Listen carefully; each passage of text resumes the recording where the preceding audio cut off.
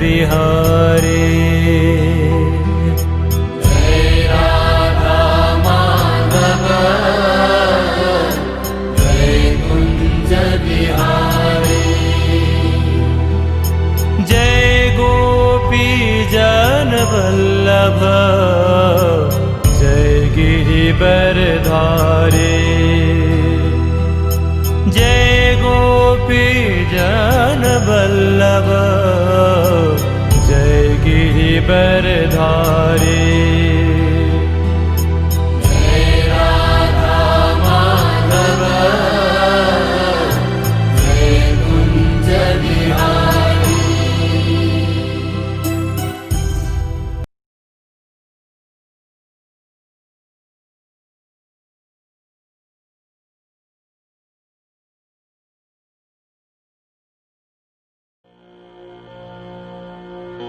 अथ Shrimad Bhagavad Gita प्रथमोऽध्यायः। My greetings to everyone. I would like to welcome everyone to this introductory session on this course on Bhagavad Gita. So before we understand what is the essence or what the details of the Gita are, it is good for us to know what the Bhagavad Gita really is. So the Bhagavad Gita, if we were to literally translate it, it is translated as Bhagavad means God, Gita means song. So the Bhagavad Gita essentially means the song of God. And this song was actually spoken or sung to Arjuna on the battlefield of Kurukshetra by Sri Krishna. So Arjuna, as we know, is one of the 5 Pandavas. And at this moment when the Bhagavad Gita was being spoken, Arjuna was not comfortably seated, on a sofa or on a platform or on his bed. Usually when we read or when we hear something, we're very comfortably seated somewhere. But Arjuna was actually in the middle of the battlefield of Kurukshetra, and he was about to participate in this great battle of Mahabharata, that the Pandavas were fighting against the Kauravas.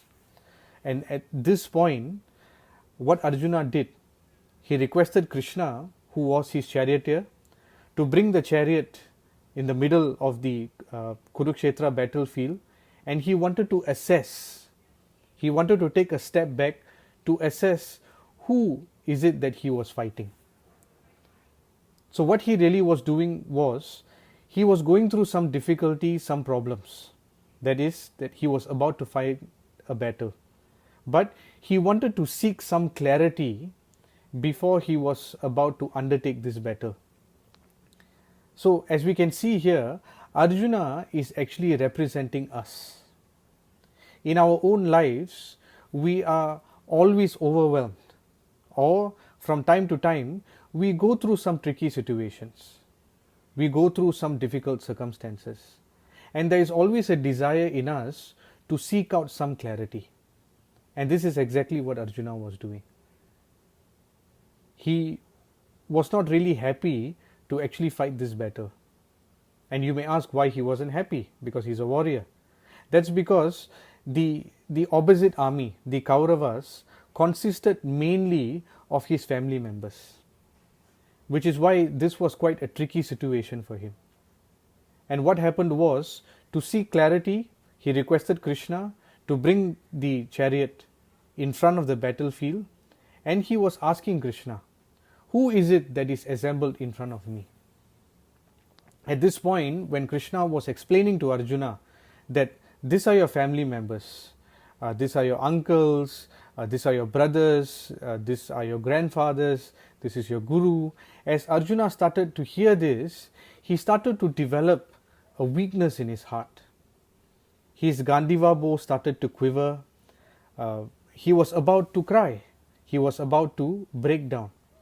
And at this point, he requested Krishna, his mentor and his spiritual preceptor, to tell him conclusively what is it that he needs to do at this point in time. This again is the premise of the whole Bhagavad Gita, where Arjuna, who is representing us, the living entity, is overwhelmed by a tricky or by a miserable condition, and he wants to find solutions to it, and he is seeking out for help. So this is what is the beginning of the Bhagavad Gita in terms of setting the scene. So as we can see, it is not that Arjuna was in a comfortable position when he heard this Bhagavad Gita. So meaning to say, this is the specialty of Bhagavad Gita. This Bhagavad Gita was not spoken in the midst of comfort. It was actually spoken in the midst of turmoil and in the midst of chaos, which, as you would know, is the present condition of the world today. We are not always faced on a daily basis with straightforward circumstances or conditions. We are faced with tricky people, we are faced with difficult situations, we are provoked in certain circumstances, and our mind is always asking, how should I handle this specific situation? And many times our mind is not able to give us the right solution. And when we take the wrong solution and we apply that solution in any circumstance, it makes the entire situation even more miserable. And if we collectively consolidate all the situations and circumstances that are brought about by our many decisions, our life may or may not be in the state that we want it to be. And this is exactly the situation that Arjuna is in at the moment. And what the Bhagavad Gita or Krishna is trying to tell Arjuna here is that, my dear Arjuna, Krishna tells him that you should not run away from the battlefield out of weakness of heart, because that is what Arjuna was telling Krishna. He was saying that now I'm weak, I cannot fight these people, even though they are bad, even though they are bringing hurt to others, they are causing a lot of turmoil to Mother Earth. I'm not willing to fight them because my heart has become very weak. But Krishna is telling him that no, Arjuna, you must do away with this weakness in your heart and you should engage in fight to correct the current situation. Meaning to say, Krishna is telling Arjuna that you must find a solution. Sometimes when we are overwhelmed in our lives, we tend to take the easy way out, to avoid a certain problem, to escape a certain problem. And sometimes in the name of spirituality, we feel that, oh, now I'm going to renounce this situation. Let me just avoid it. Let me keep arm's length distance. But actually, if you look at Bhagavad Gita, which gives us the essence of what spirituality is, Bhagavad Gita tells us that we are not meant to run away from our problems. And it also tells us that in our lives, the problems are never going to stop. So the essence of the Bhagavad Gita that you will come to see in all the 700 verses that are in the Gita is telling us that it is not right to try and change the external circumstances. Because the Gita tells us the external circumstances can never be changed. The Gita, however, tells us that we should internalize the change that we are trying to bring about in our lives. By changing our internals, and as our perceptions change, the externals do not affect us so much. So this is actually what the practical side of the Bhagavad Gita really is. And why we say that the Bhagavad Gita is actually the essence of all knowledge. The Bhagavad Gita is one of the most important books in our Vedic tradition. And if you look at our Vedic tradition, we have many books. We have the 4 Vedas, we have the Upanishads, we have the Puranas, we have the Itihasas, we have the Mahabharatam, which is written again by Vyasadeva. We also have Ramayana. So we have so much of content to read through. But we do not have time to assimilate all of this.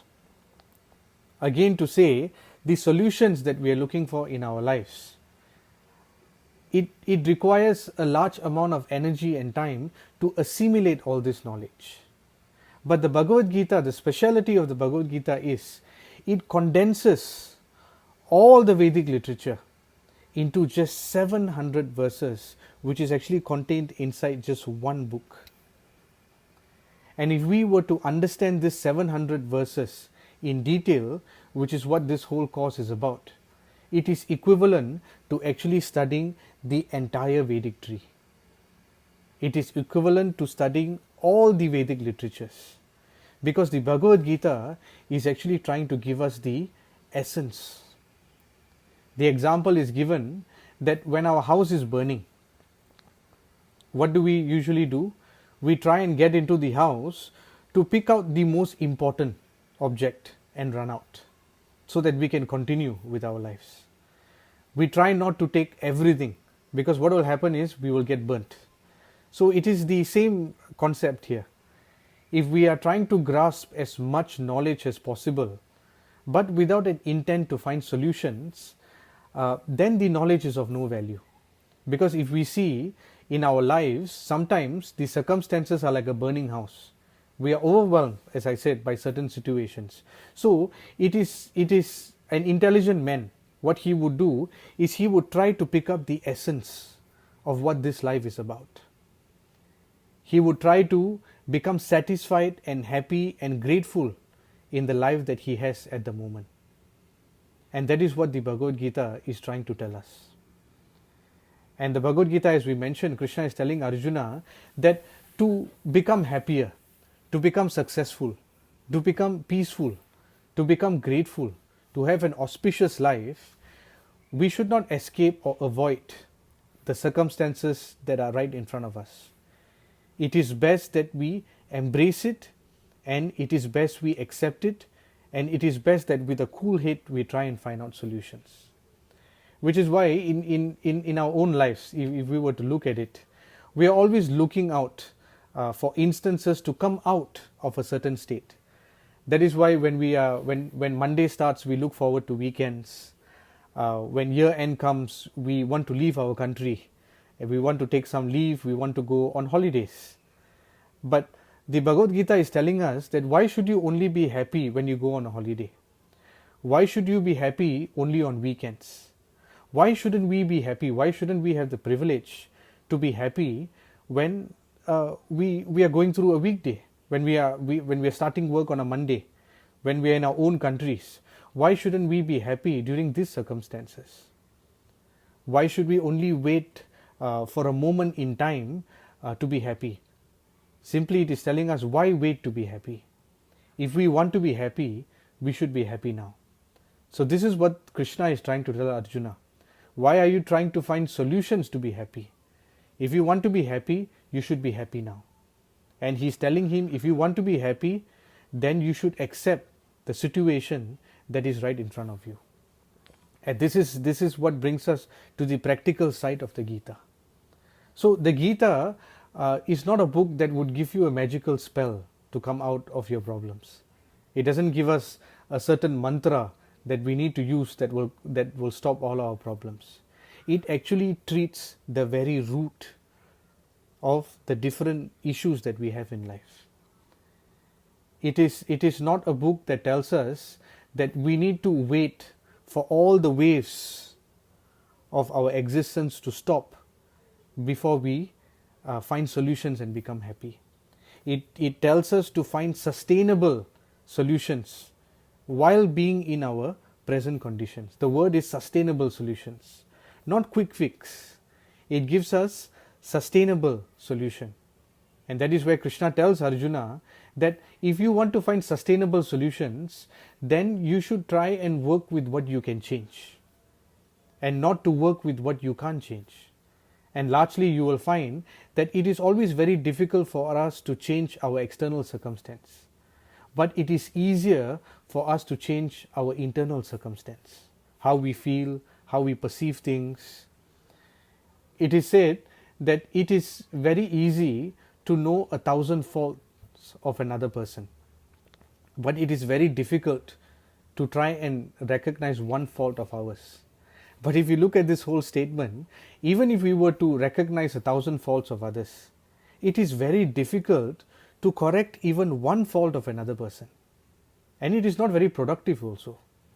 But if we were to just realize one fault of ours, and if we were to correct it, then we would make progress, because we would have improved from our current state.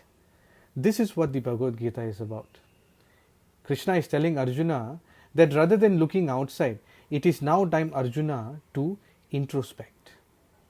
And there is one very nice verse which we can look at as an introduction to the Gita. Krishna tells Arjuna, Matra sparshastu kaunteya, shitoshna sukha dukkha daha, agamapayino nityas, tam stitikshasva bharata. He says, O son of Kunti, the non-permanent appearance of happiness and distress, and their disappearance in due course, are like the appearance and disappearance of winter and summer seasons.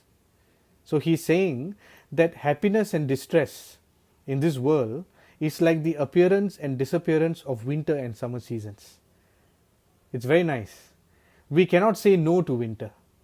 We cannot say no to summer. It is definitely going to come. So we cannot question when a miserable condition presents itself in front of us. Because when a happy or auspicious condition presents itself in front of us, we don't question it. And that is life.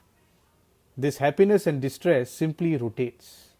And Krishna tells Arjuna that this happiness and distress, Arjuna, rises from sense perception. It is just a matter of perception. Sometimes what is good to us may not be good to another person. What is bad to that person may not actually be so bad for us. And so Krishna tells us, O scion of Bharata, one must learn to tolerate them without being disturbed. And in the commentary it goes on to say, in the proper discharge of duty, one has to learn to tolerate non-permanent appearances and disappearances of happiness and distress. So this is what Krishna is telling Arjuna. When a man discharges his duty, and duty can come in different forms. Mothers look after their children, sometimes they go to work, fathers go to work, we have our duties to our family, to our friends, to our society, to our community. So all this, we have different duties. But while we are going through these duties, what happens is we are also encountered with this appearance of happiness and distress. But Krishna is telling Arjuna here, regardless whether the summer or the winter appears, you must still continue to do your duty. Whether this happiness or miserable conditions are there, Arjuna, you must still continue to do your duty. And he says that this is the way to rise above this agitating platform or this fluctuating platform that we are all at, or we are all on at the moment.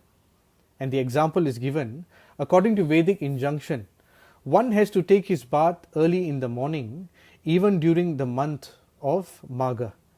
So in India, if you see the month of Magha, January to February, in some parts, especially the northern parts of India, it's very cold.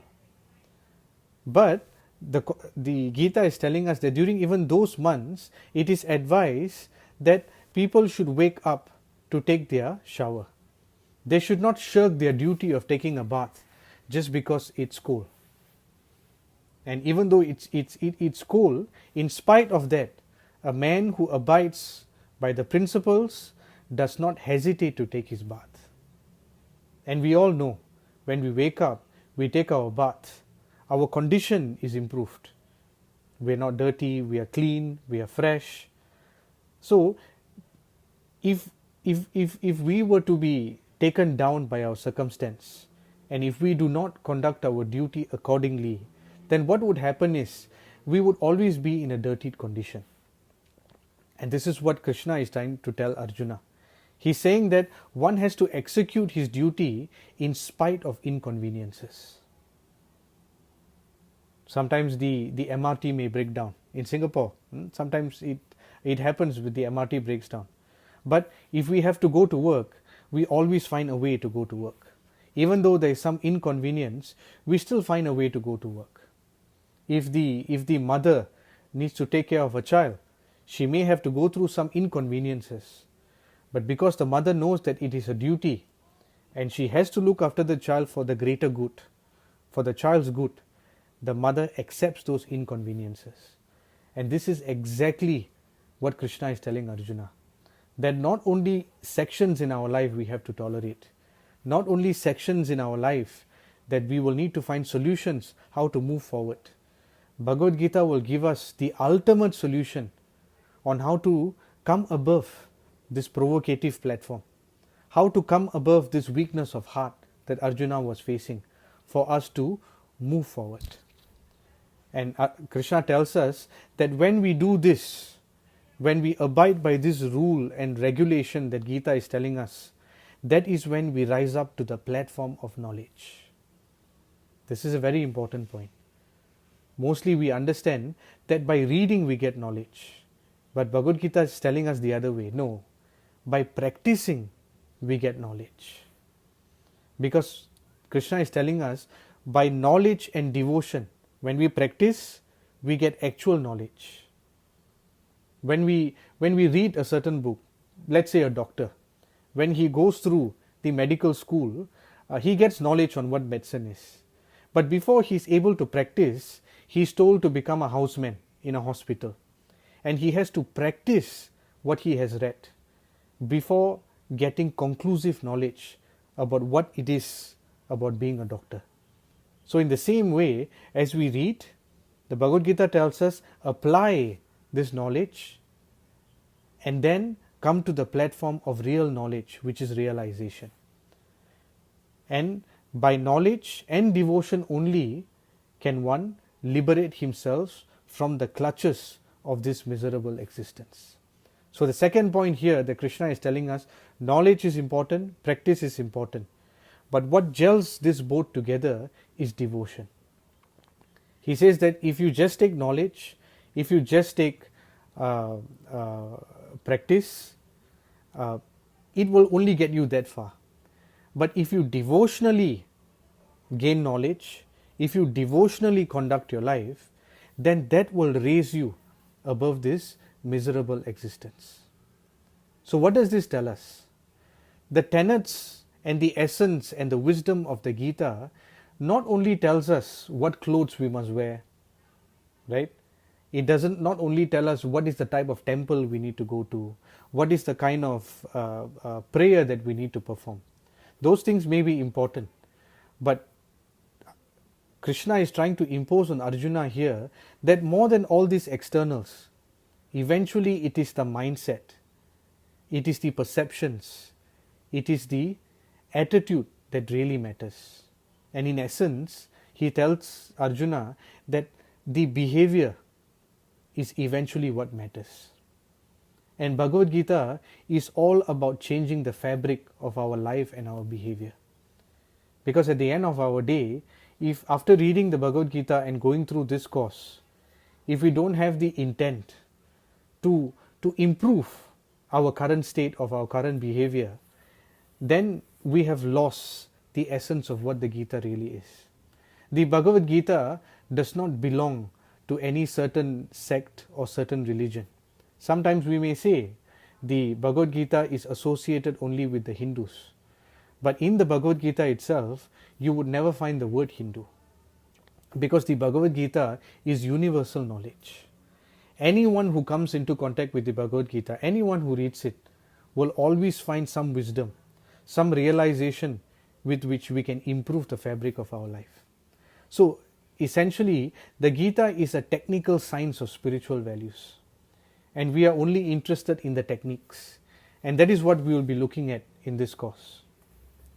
And before we get into the details of the course in subsequent sessions, we should understand what are the different themes in the Bhagavad Gita.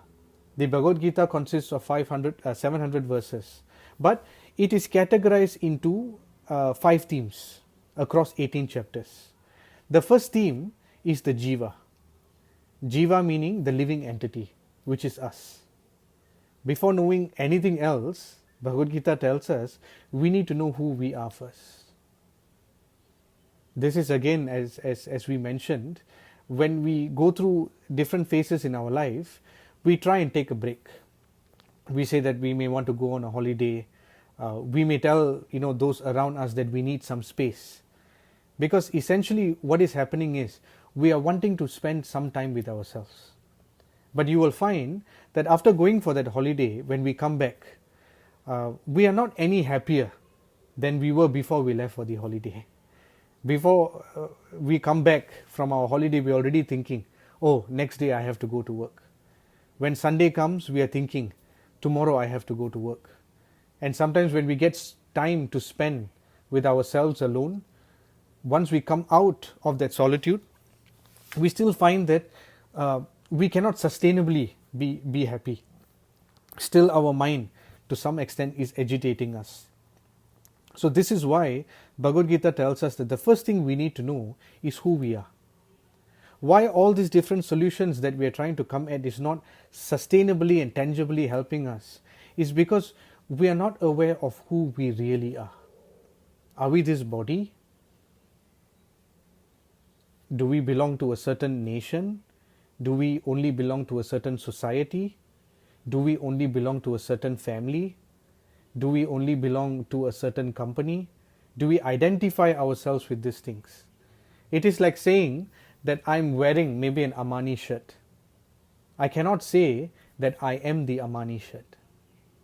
The Armani shirt is simply a designation. We may go to the office, we may be a manager.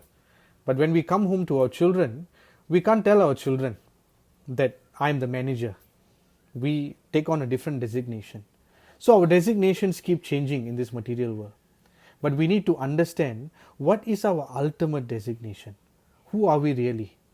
And this is what we will get first from the Gita.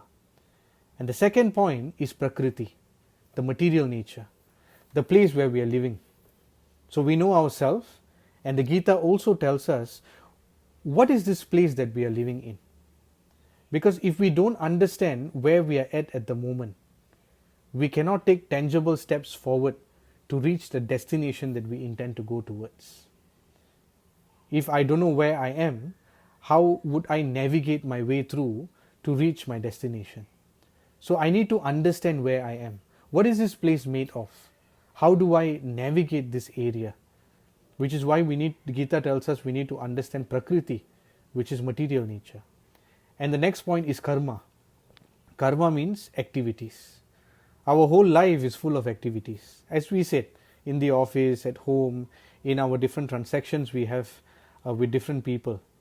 So the Gita, through Krishna, is telling Arjuna how to better manage our activities. Not only in terms of how to get it done, but with also what kind of intent that we will need to conduct these activities. This is very important. The intent is what makes or breaks our eventual happiness or misery that we have in our life. The intent is the most important thing. So the Bhagavad Gita tells us how to conduct these activities. And the fourth thing is Kala, eternal time. If we see the living entity, the place where we live in, and in the place we live in, we perform our activities. And our whole life is a bunch of activities that we perform on the canvas of time. It is like a movie, the reel runs and the movie moves. So all our activities actually transpose on this reel of time. As time moves, all our activities get done. And as we know, time also affects everything. The place we live in, it affects us, it affects our different activities. Right now, I may seem young. I may be able to quickly climb up a flight of stairs. But as time moves and I get a bit older, that same activity that was easy for me to perform may get a bit difficult. When I get old, I may not be able to quickly climb up the stairs. So meaning to say, time also brings about what you call change. And mostly, time brings about the change called deterioration. If we have a certain cloth, if we have a certain outfit, you would see over time as we wash it, what happens? It deteriorates. If you leave a certain object in your house and you don't touch it at all for many years, and when you look at it, you will find that even though you have not touched it, it would have deteriorated. Sometimes even with relationships, over time, relationships also may deteriorate. Our mental state may also deteriorate. So in this way, time brings about a lot of change. And this is why Gita focuses on such specific topics that impact our everyday lives, which is time. And the fifth and the most important point is what gels all of this together. Us, the place where we live in, material nature, the activities that we perform in the place we live in, and the time that brings across all these activities. What gels all this together is Ishvara, the Supreme Lord. One may question that what has God to do with the Bhagavad Gita? So one story is there. Once Sir Isaac Newton, he was a great scientist, right? He was a great philosopher, and he had strong faith that there is a person known as God. But he also had a friend who believed in time, in activities, in material nature, and in himself as an individual, which are the four other concepts in the Gita. But he did not believe that there was a Ishvara, the Supreme Lord. So there was once he went into Isaac Newton's house, he visited him, and in Isaac Newton's house there was a very beautiful atlas, a very complex atlas that showed different dimensions of the world, of time. And he asked Isaac Newton, how did you make this atlas? And Isaac Newton very coolly told him, it just came about like that. One day I came out of my room and the atlas just existed. And the friend was saying, you're trying to pull my leg. You're trying to fool me. How is it that it can come just like that? This is not correct. Tell me who made it. So he tells his friend that if you believe that this whole world consisting of the jiva, the living entity, material nature, right? Material nature is so complex. We have not even come to understand our own body, right? How a flower blooms, how the caterpillar becomes a butterfly. So many things there are in this world, right? And our activities and time. So Isaac Newton told him that if all these things, if this atlas, right, needs a creator, then all these complex matters that you have faith in, how is it that it also came by chance? If you believe that this simple atlas could not have come by chance, how is it that you believe that all these complexities of the world, the beauty of the world, has come about simply by chance? And this is the final instruction of the Bhagavad Gita. And this is what you will see as we go through the course, that Arjuna will actually accept as his final solution. Because the Supreme Lord is the person that gels everything together. If we don't find the common ground in our life, we cannot make sense of individual things that happen in our life.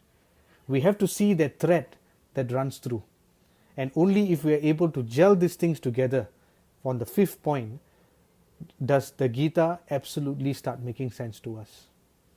And for all this to happen, Krishna gives Arjuna what you would call the essence of yoga. Yoga means union. Yoga means that we unite with something. That is the literal translation of what you would say as yoga. And we also try and perform different types of yoga. But in Bhagavad Gita, Krishna tells Arjuna that there is a ladder. Yoga can be considered as a ladder. And there are different levels to yoga. The lowest level on the ladder is called Yoga Arurukshu. And the highest state of the ladder is called Yoga Rudha. So he tells Arjuna that you can perform any type of yoga to understand these five concepts, to get the essence of these five themes in the Gita. But he tells him that until and unless you reach the highest ladder, that Gita will gradually bring us through, or sometimes even directly brings us to it, we are not able to benefit from what the Gita is really trying to give us.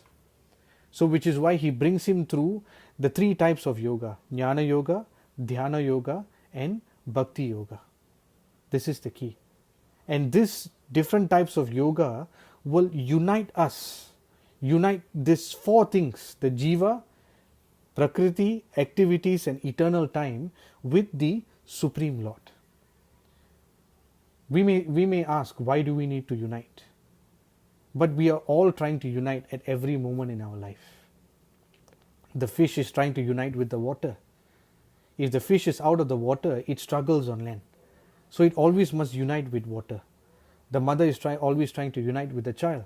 The mother is always not happy if the child is not there. Right? And if we want to be rich, we try and unite with money. We try and unite with wealth. So at any point in time, we are trying to unite with something. But we will always find that through all these unions, we are again not able to bring about tangible satisfaction in our life. And Krishna is telling Arjuna, all this is good to unite with, but the fish will only be happy when it unites with water. The mother will only be happy when she unites with her child. And the living entity will only be happy when he unites with Ishvara. And unites, in Bhagavad Gita, it also means serve. When we want to unite with someone, we serve them. That is how we unite, in a strong sense. If we want to unite, we can unite anyhow. But when we serve, when the mother serves the child, her union with the child is very tight. And the happiness in her life comes because of that tight union. And this is what the essence of the Gita is about. In giving us the practical ways where we can go through the yogic ladder to understand the 5 themes of the Bhagavad Gita, and eventually to reach the highest ladder where we can unite in service with Ishvara, who is the Supreme Lord. So this course will give us a detailed look on each and every verse and word in the Bhagavad Gita. That will be the speciality of this course. We will not just be looking at it only from a high level point of view, only for us to cover the topics and be intellectually happy. But it is to get into the details, to understand how we can apply it and bring about a revolutionary change in our heart and our lives. So we will go through the verses, we will understand what each word means, we will look at the deep insights and the wisdoms that the Gita is trying to give us. So in essence, this course will sow the seed of knowledge, but this course will also allow you to reap the benefits of that. Sometimes you will find that if we farm, we know the person who sows will usually reap the benefits. But the Gita is very different. The Gita sows the seed, but the Gita ensures that you are the person who is going to reap the benefits of the wisdom of the Gita. So this is in essence what we will be discussing, and this is what the introduction to the Bhagavad Gita really is. So we hope that you will join us for the next sessions that would come up. And again, thank you very much for giving us this opportunity to share the wisdom and insights that Krishna is also trying to share with Arjuna. So thank you very much. We hope to see you all soon.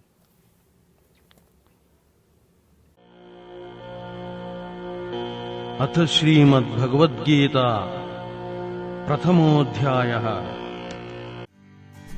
Your performance is getting worse. You will have fewer chances of getting promoted. If you're wondering why is my life stagnant, why can't I get my dream promotion achieved even though I'm working so hard? You might be getting confused with a lot of other questions. Don't worry. Being a dream coach, Steve can help you. I understand your current situation and can help you in achieving your dream. The first step is to have a dream, and you've already succeeded there. Let me do a free assessment for you. Let's start to reboot your life. Once you're done with coaching, congratulations. You're just a few steps away from achieving your dream. Feel free to visit my Facebook page for more information. Visit www.mrdreambiginitiative.com or email me at steve@mrdreambiginitiative.com.